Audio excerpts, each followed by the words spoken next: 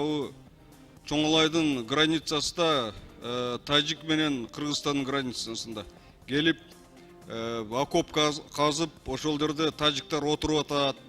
Адамдарды уже коркунуч пайда болуп атат деп адамдар ызылдап чалышып атышат. Ошондуктан азыр мына премьер-министрди, кабинет министрди Мариповдун өзүнү чакырып, погранслужбаны чакырып, ушуну укпайлы. Ушул жерде дагы билесиздер, мына 99-жылы биринчи чоң кол салуу ушу Чоңалайдан болгон. Адамдар атышып, бир канчасы наут болуп, анан жанагы гражданский адамдар, бул жактан солдаттар баргыча оштон 41 автомат алып барып тосуп чыккан. Азыр дагы ошондой коркунуч пайда болуп атат. Ушуну азыр срочно мындай решение кабыл алып эметпесе, ал жакта өтө опасный болуп турат. Бул Баткенден чатак болот. Ал жерде баягы адамдар ал жактан азайып, азыр тосуп чыкканга адам аз. Ал жөн эле Сары Таш Гүлчөгөчө келип калышы мүмкүн алар. Ошону бир срочно решение кабыл алсаңыз, урматтуу төрага. Рахмат. Кабминдин өкүлү аталган маселе боюнча карап чыккыла, бизге маалымат бергиле. Мындан улам төрага Талант Мамытов министрлер кабинетинин жогорку кеңештеги өкүлү Алмазбек Абытовго маалыматты тактап берүүнү тапшырды. Деген менен Чоңалай районунун акими Өскөнбай Мамажакыпов депутаттын билдирүүсүн төгүнгө чыгарды. Учурда кырдаал туруктуу, ал жерде делимитация, демаркация болуп элек такталбаган 1010 гектар жер бар. Анын негизи кыргыз тарап жайык катары пайдаланып келген. Бүгүнкү күндө ал жакка мал өтө баштаганда Тажикстандын аскерлери кармап алган. Эки тараптын чек ара заставаларынын башчылары сүйлөшүп, мал ээлерине кайтарылууда. Сүйлөшүүнүн негизинде такталбаган аймакка кирбей туруу макулдашылды. Ал жерге тажик аскерлери көзөмөл жүргүзөбүз деп келишкен. Тажик тарап техникасын алып келип, окоп казыптыр дегендин баары жалган, деди аким. Аны менен катар чек ара кызматы билдирүү таратып, саат 12:30 карата абал туруктуу экенин кабарлады. Кечээ 18 майда Унжу Булак аймагында эки өлкөнүн чек ара кызматтарынын Ош облусу жана Ляхш району боюнча өкүлдөрү жолугушкан. Жыйынтыгында Кыргызстандын да, Тажикстандын да аскерлери Унжу Булак аймагындагы чек ара такталганга чейин көзөмөл жүргүзбөйт деген бүтүмгө келишкен. Биргелешкен кайгылуу жүргүзүү тараптардын макулдашуусу менен ишке ашырылат. Азыркы тапта Чоңалай районундагы чек ара бөлүмү штаттык режимде иштеп жатканы белгиленди. Булак Спутник KG сайты.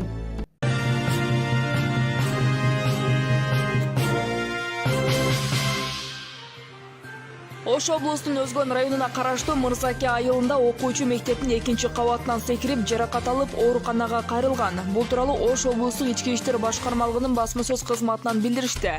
Маалыматка ылайык 17 май күнү саат 11:40 чамасында Өзгөн районунун Мырзаке айылынын 16 жаштагы тургуну денесинен жаракат алып, Мырзаке айылдык ооруканасына кайрылгандыгы жөнүндө маалымат райондук ички иштер бөлүмүнө келип түшкөн. Ыкчам тергөө тобу окуя болгон жерге барып төмөнкүлөрдү тактаган. 17 май күнү саат 8:00 чамасында Мырзаке айылындагы номер 3 Нурбаев атындагы орто мектептин 2-кабатынан өспүрөм белгисиз себептерден улам секирген. Натыйжада айылдык ооруканага кайрылган. Окуя боюнча күбөлөрдүн көрсөтмөсүндө окуучу өздүн өзү 2-кабаттан секиргенин, кийин сурашканда ал өзүн өзү текшерип көрмөкчү болуп, ушул жолго баргандыгын айтып беришкен.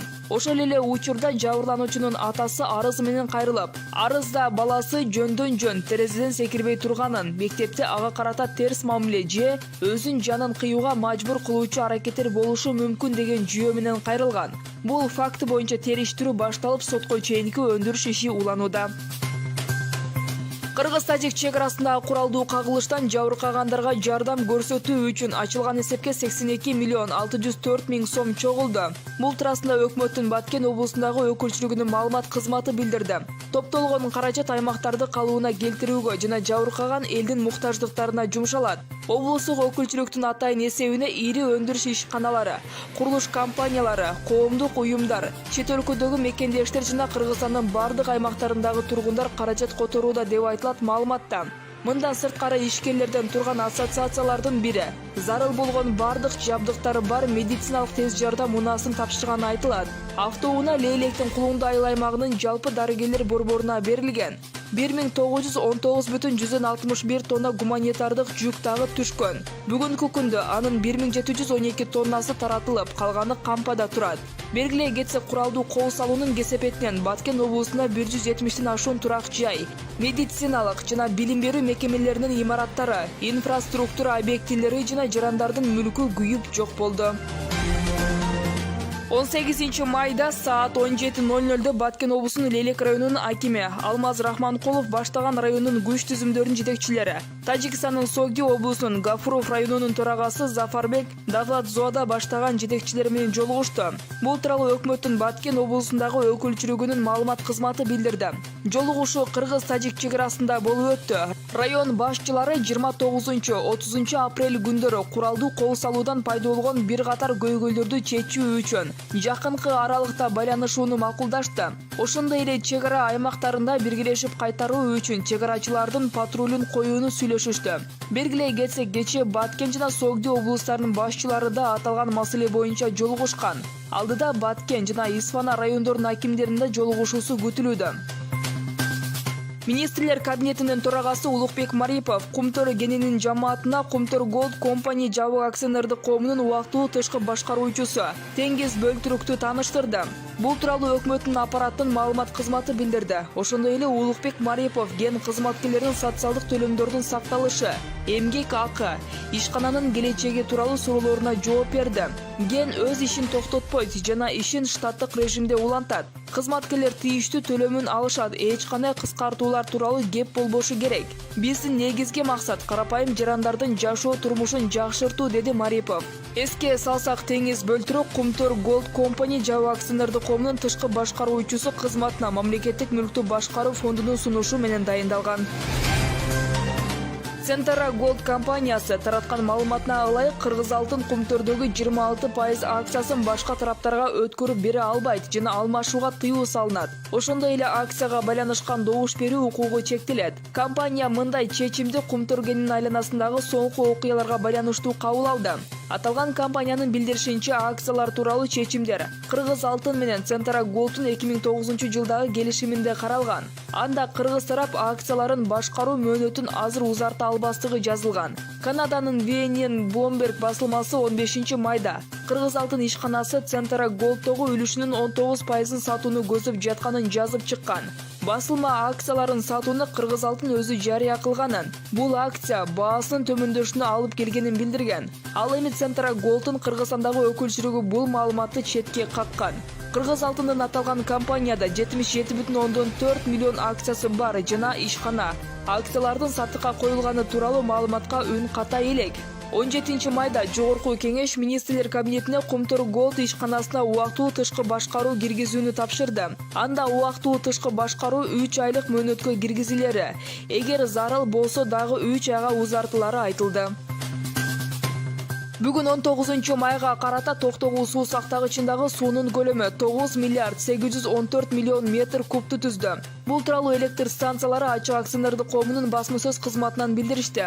Бүгүн 19 майга карата Токтогул суу сактагычындагы суунун көлөмү 9 миллиард 814 миллион метр кубту түздү. Суунун орточо күндүк агып кириши секундасына 509 метр куб, агып чыгышы 365 метр кубту түзүүдө, деп билдиришти басма сөз кызматынан. Кечээ 18 майда суу сактагычта 9 миллиард 801 миллион метр куб суу бар болчу. Кыргызстанда жалпы республикалык тестирлөө башталды. Бул тууралуу билим берүү жана илим министрлигинин маалымат кызматы кабарлады. Ага ылайык, ЖРТнын биринчи туру кечээ башталып, бүгүн 19 майда уланууда. Биринчи турга жетишпей калгандар экинчи, үчүнчү турга катышса болот. Экинчи туру 21-22 майда, ал эми үчүнчү тур 22-23 июнда өтө турганы маалым болду. Тестирлөө 115 борбордо жүрүүдө. Ал жакта бүтүрүүчүлөрдүн коопсуздугун жана ден соолугун камсыз кылуу үчүн бардык шарттар түзүлгөн. Медициналык кызматкерлер да иштеп жатат. ЖРТдан өтүүгө өлкө боюнча жалпы 42.817 абитуриент катталган, деп айтылат маалыматта. Министрлик тестирлөөгө Кыргызстандын орто жана орто кесиптик билими бар жарандары катыша алаарын белгиледи. увольнение, поскольку я там работала по совместительству. Өзгөн районунун тургуну Любовь Казаченко 20 жылдан бери Кыргызгаздын Оштогу Суму 2 юридикалык бөлүмүндө иштеген 4 жылдык айлык маянасын ала албай жүргөнүн айтууда. Ал аталган мекемеде 18 жыл эмгектенген. Нас выкинули из-за... Көп жарандардын укугун тебеледи Кыргызгаз магистралынын түштүк администрациясы. Мен бул маселени көтөрбөй деле койсом болмок. Бирок бул көйгөй чечимди талап кылуучу маселе. Себеби биз тирүү адамдарбыз. Жан багышыбыз абзел. Иштен чыгарсын же кызматкерлердин санын кыскартсын. Жетекчилик буга көңүл бурбады. Биздин китепчелерибизде жумуштан бошотуу жөнүндө жазуу болгон эмес. 4 жылга чейин жүрө бериптербиз. Поскольку у нас в трудовой книжке не было... Казаченканын айтымында ошол жылдары жалпысынан 20дан ашык адам эмгек акысын албай калган. Андан бери айрымдары көз жумуп да кетишкен. 20 жылдан ашык Кыргызгазга механик болуп иштеген Мамадали Шамшиев да 4 жылдык эмгек акысын алган эмес. Бүгүнкү күндө 5% менен айлыктары миллион сомдон ашык суммага эсептелүүдө. У меня 1 928 512 сом. Это мои расчеты, не, это, как сказать, не бишкекские расчеты. Это за 4 года, с 2000 по 2004 год. Организация, реорганизация бол башка атка конуп болгондо Суму 2 Кыргызгаз южный управление магистральный газопроводдук болуп жаңы ишкана ачылып бизди айдап баягы техникаларды имуществолорду тапшырып бүткөндөн кийин анан тапшырып же бизди чакырып калбады иштейсиңер деп чечелер убалып эткиле арыз жазгыла дебеди. Анан биз деле ошол боюнча жүрөбүз эсте жок. 4 жылдан кийин анан кийин Любакөз арызданып көрөлү кандай бир жагынан деп ошо прокуратурага бардык, сотко бардык. Любовь Казаченканын иши боюнча Ошгаз ишканасынын маалыматы бар. Мекеменин жетекчисинин орун басары Мирбек Маматов буларга токтолду. Бул Ошгазга эч кандай тиешеси жок. Ошгаз филиалына биринчиден айтып кетишим керек. Ал ошо 2000 жылдан 2004 жылга чейин деп айтыптыр. Мен деле мындай анын интервьюсун көрбөдүм. Билишимче ал бизде мурун башка ишкана болгон, строительный монтажный управление деген. Ал ишкана кийин кыскарып Южный магистральный управление деген башка Ошгазга окшогондой эле филиал бар. Ошого кошулган экен. Ол эмне дооматы бар, бизде маалымат жок так. Бул силер буну официалдуу түрдө биздин Газпром Кыргызстан ишканасынын башкы кеңсесине кайрылып, ошодон толук маалымат алсаңыздар болот. Соттук процесстерге бул биздин Газпром Кыргызстан компаниясынын юристтери катышып атат. Биздин юрист эмес, ошол биздин головной офистен катышып атышат да. Соттук процесстер жүрүп атат экен бир канча жылдан бери. Эми алар кеңирээк, тагыраак маалыматты ошолор билет да. Жогорудагы аталган жарандар эмгек акысын кайтарып алуу үчүн укук коргоо органдарына да кайрылышкан. Бирок ушул күнгө чейин майнаптуу бир чечим чыккан эмес. Догер Казаченко Любовь Александровна жоопкер Кыргыз Газпром ачык акционердик коомуна карата айлык маянасын өндүрүү жана кыскартылган жумуштан бошотуу акысын кайра эсептөө боюнча доо арыз менен кайрылган. Бул доо арыз алгачкы ошол 2011-жылы 14 майда Ош шаардык сотунда эле кабыл алынган. Учурда Ош шаардык сотунда бул иш боюнча соттук териштирүү стадиясы жүрүп жатат. Кошумча маалымат катары айта кетсек, эртең саат 3-тө Казаченканын доосу менен бул иш Ош шаардык сотунда кайра каралат. Асия Сыдыкова, Илимбек Турсунбай уулу, Регион, Ош шаары.